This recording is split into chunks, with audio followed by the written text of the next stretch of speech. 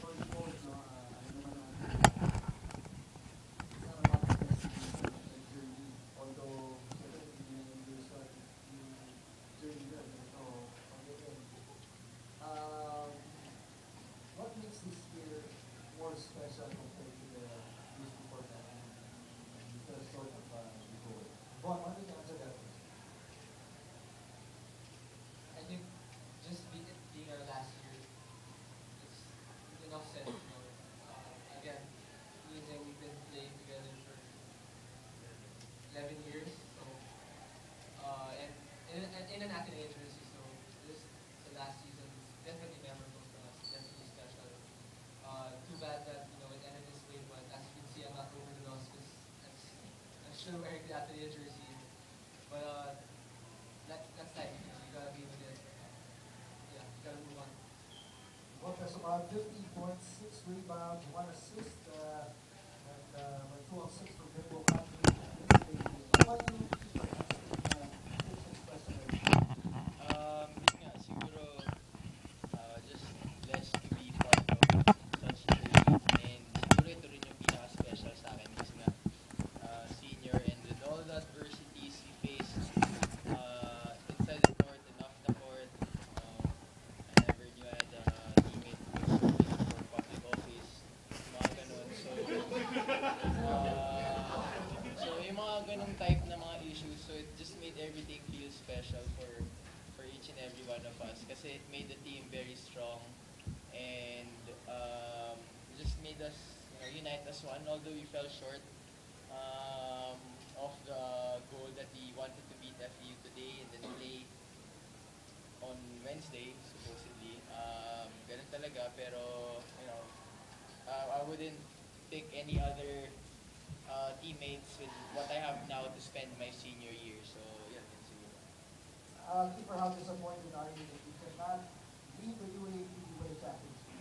Uh, Not really disappointed, but sabi nga ni Christian, it's the journey. I've grown so much in the UAAP. Although I really wanted to end with the championship, um, ganun talaga.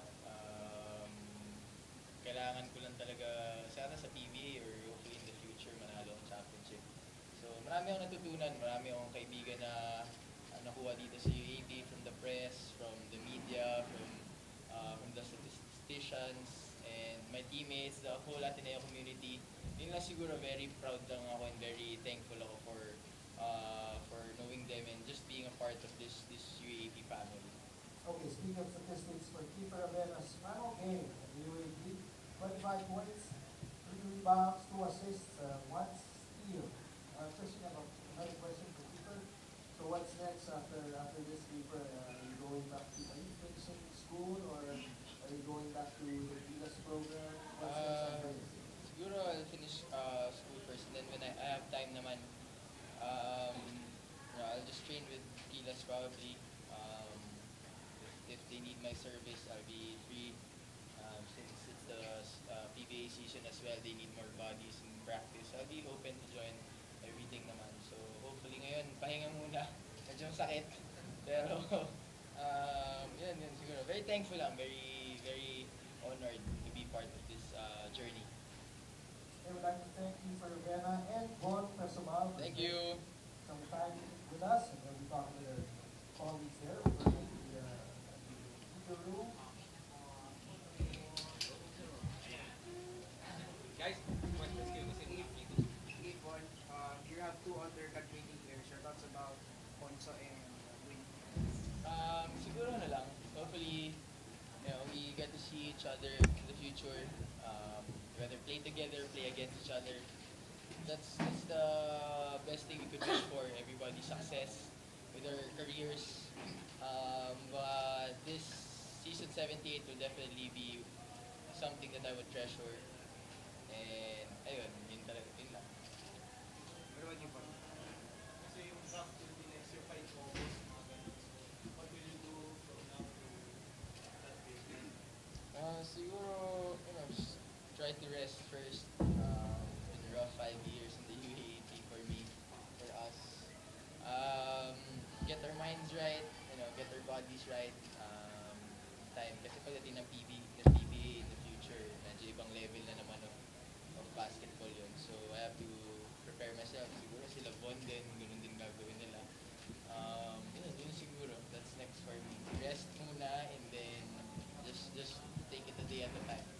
Walang plano to league or Ngayon hindi ko pa naisip. Naisip ko pa yung tira ni Maku. So wala pa pumapasok sa utak ko. Kain na lang kayo sa alis. Okay ba yun, Josh? Yan.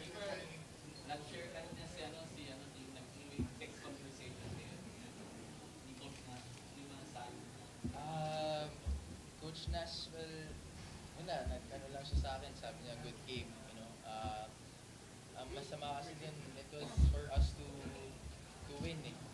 We had a chance to win it. But, you know, para sa kanila din talaga, siguro ganun din talaga. So, siguro may way si Lord para bigyan kami ng ibang way, no? So, everything happens for a reason and, you know, we're just gonna wait for it and I know the team next year will be ready. Obviously, you guys went through a lot this year. How do you describe the season in general? It was like a roller coaster from start going down, then we went up. And at the end of the round, we lost to LaSalle, we lost to FEU, and then won 5 straight, and lost again, and then ngayon lost ulit. Hindi na pala umakit. So, yun lang. Siguro, it's the ride, it's the thrill of it, you know, just being part of that 5 years. Just not this season. Sobrang ibang klase, so very thankful lang ako. What can you say about the team you're leaving behind? They're in good hands. I mean, since ngayon wala pa silang coach, you know, everyone will be preparing already. Nag-usap kami dun sa loob. And we talked to some other guys who we think that will be key for next year. Alam ko, kilala nyo din naman sila. So, yun lang. Sabi namin, maging handa kayo. And ayaw nyo mangyari yung nangyari ulit ngayon. Sinabi namin yung last year na hindi na mangyayari ulit yun, kaso nangyari ulit. So sana yung pangatlo, wala na talaga. What's the best thing you've learned this season? You never get that. Best thing I've... Kasi iwan na ito. It's like 4 straight. Kasi iwan na ito. Best thing I've learned, siguro, yung kailangan lang talaga tulungan.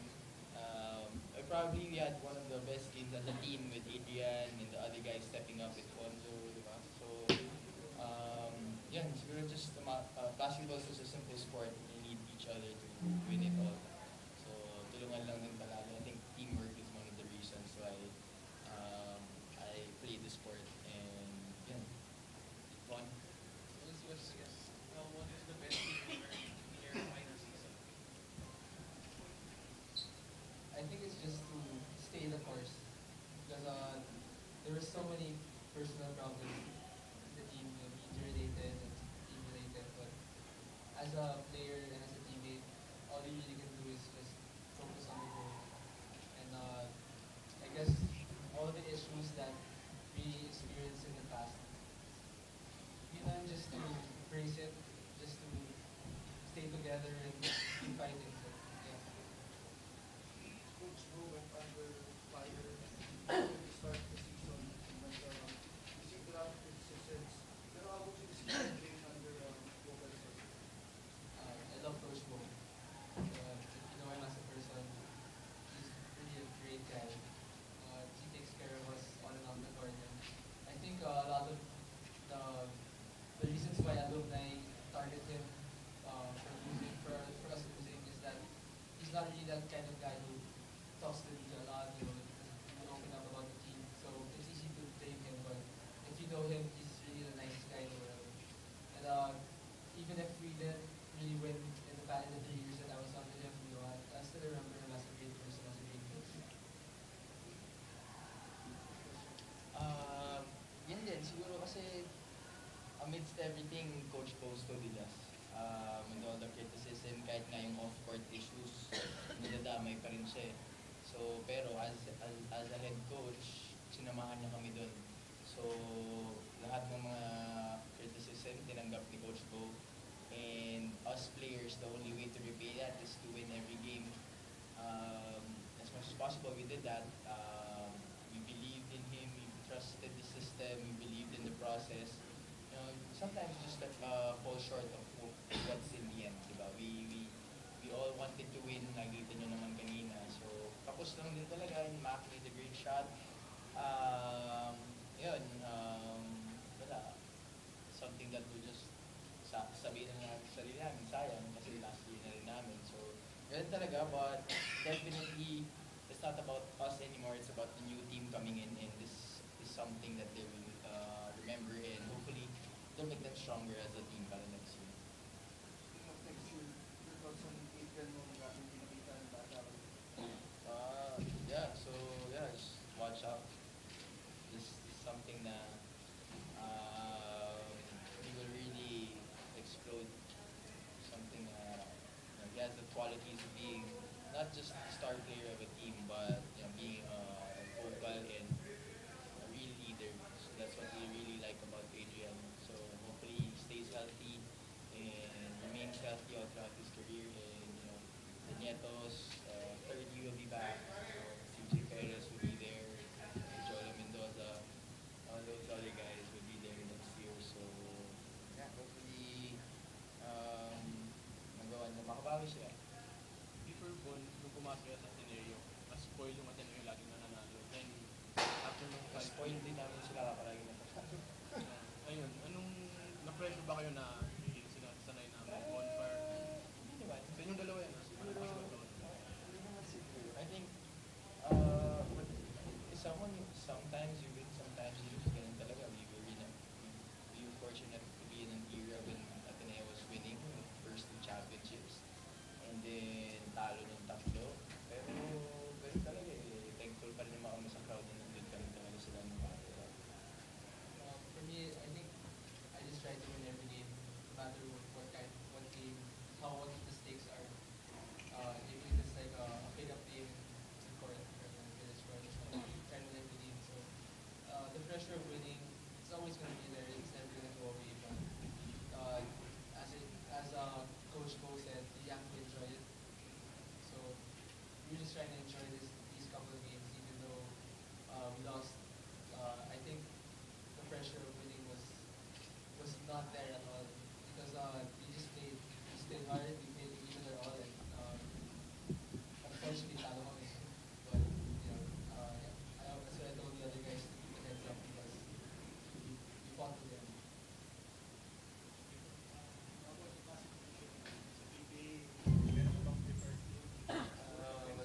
Wala siguro ang preferred team.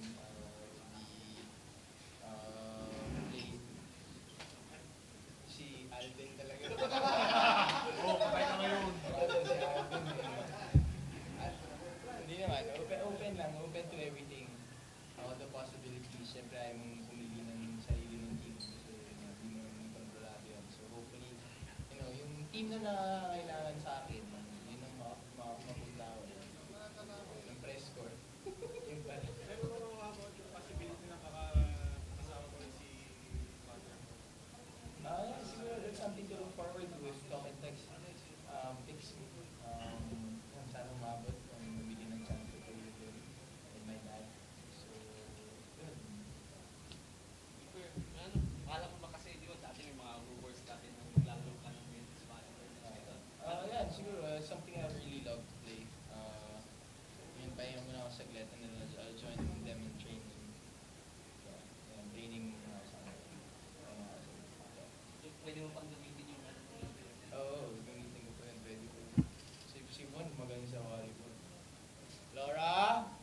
There was some talk few months ago na yung the last against babalik yung open to that na price if you need to join possible lang yung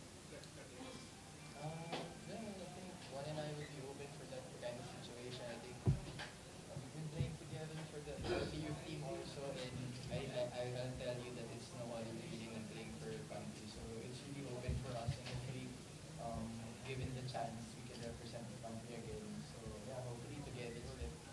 Sa amin lang forever, guys. Good. Thank you.